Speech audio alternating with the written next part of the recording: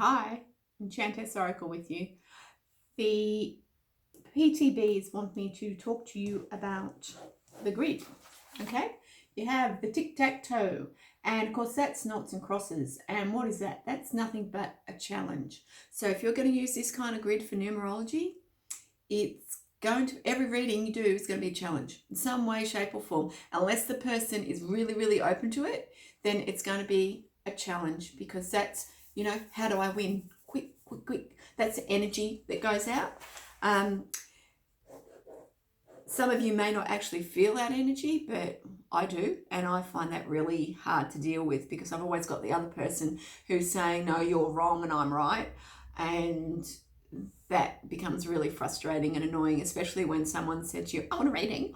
And it's like, okay, well, if you want a reading, here's what I see, this is what I feel. And they're sitting there going, no. It's like, well, okay, to change that, change the dynamics with that, use the hexagram, as above, so below. So that makes it just easier, because that means that what you're saying, what you feel, the information that you're given to the person, they're more open and receptive.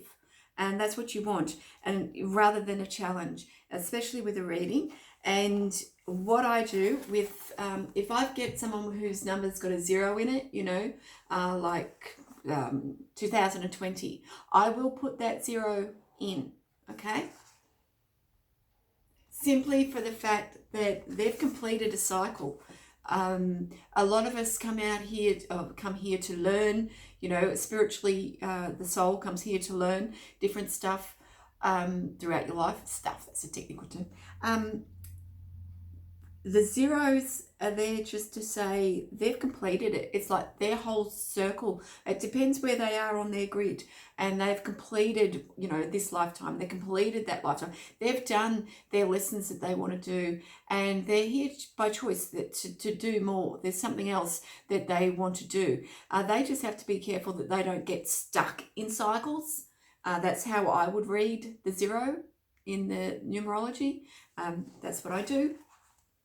Okay, and as above, so below. It just means that what's going on up here is also going on down here. You can't have one or the other. Now, don't forget there's the middle bit part too.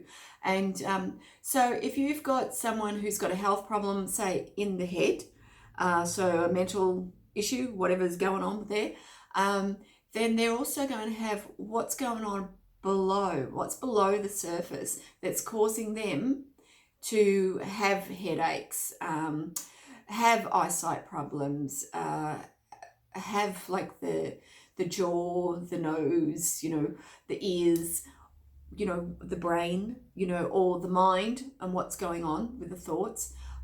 What's going on below the surface that's causing them to actually feel that way, be that way, the ears, to me, has always represented the opposite part in the body. So it could be that the person has sore ovaries or testes. It could be they have sore hips, the shoulders, hips, knees, ankles, so elbows, the wrists. It's like they're the type of things that I look at, as above, so below. Now, when you're talking about what's in the middle, it's also, that's a governing factor, because that's basically a meridian that sits, your equator and the earth and all that sort of stuff.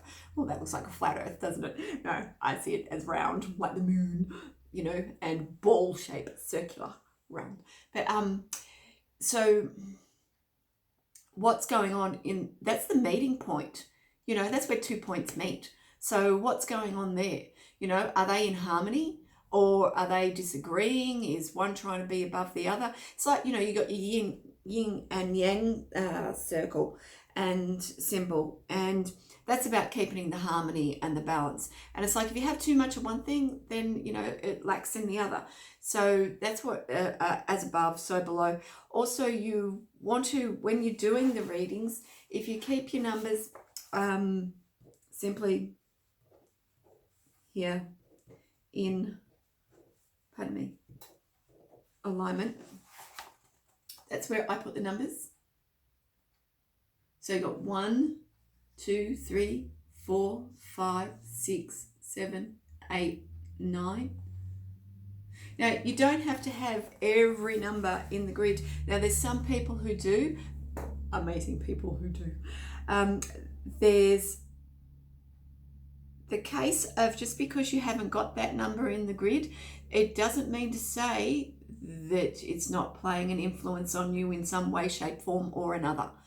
Okay? There is times when the missing number will be more dominant in whatever your life lesson is at that time and that moment than any other number. Although you've got all these other numbers written there, it's, you know, and I've come across people when I've been doing readings that it's, if you're talking to someone who was born in the other side of the world, so a different hemisphere, and they give you their date of birth, they're going to resonate with both the day before and the day of.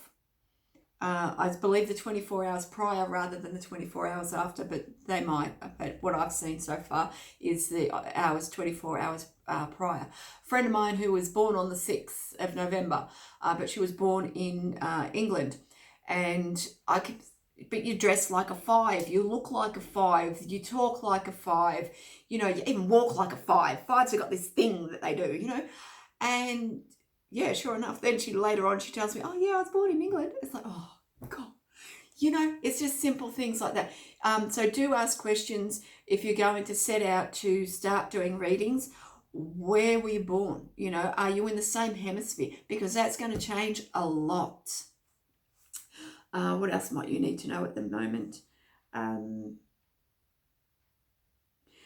When you're doing the adding up, I might change that for another video. Oh, just briefly, all right. Quickly? Yes, quickly is the word. When you're doing the adding up, some people do it differently. Now, some people, because the last 4 numbers of the year, okay, your year, some people add these together separately, and so that will give them an 8. Okay. Now, some say that you have to do a particular way. To me, it's a case of if you combine all the numbers together anyway, you're going to get certain numbers that are going to jump out at you. As long as those numbers are in the where you can see them in the grid, and it's like when those missing numbers are there, they'll talk to you. Don't worry about that. It'll all talk to you. I don't think that the life path number is the be all and end all. I actually do believe that that's just part of what we're here to do. That's not your sole purpose. It's completely, we'll show you in the next video, because that's just going to get more complicated. And we'll just make it all about the grid at the moment. Okay? Thank you. Like and subscribe. Ciao.